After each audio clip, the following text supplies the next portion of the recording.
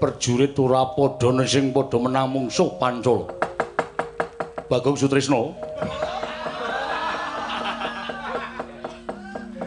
Wonten dawuh menapa? Maju mungsuh wong Pancala. Kowe iso menang karo wong Pancala, gedhe ganjarane. Nggih, ngestokaken dawuh.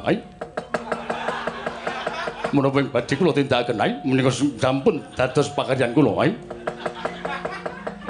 Kopra komeng hai. Mangkat to ngestokaken dawuh. Kula atus minggah, Mbak. Yes mangkat to. Lek ae iki dilangi ora sak penake dhewe. Ana wong nyandang cara Nalendra. Lamun sira takon marang aku.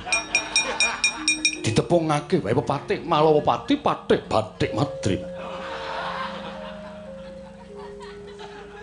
Iki ketoprak kesasar. Kok nggon wayang. Ya pancen kaya mengkono ae. Kowe sapa, Ai? Aku Raden Setyaki, Ai. Kowe aja nganggo, Ai. Iki dialog ketoprak. Ayo, Patih Bathik Patih kok Patih. Patih Bathik Madrim sirnakno. Maju legane atiku.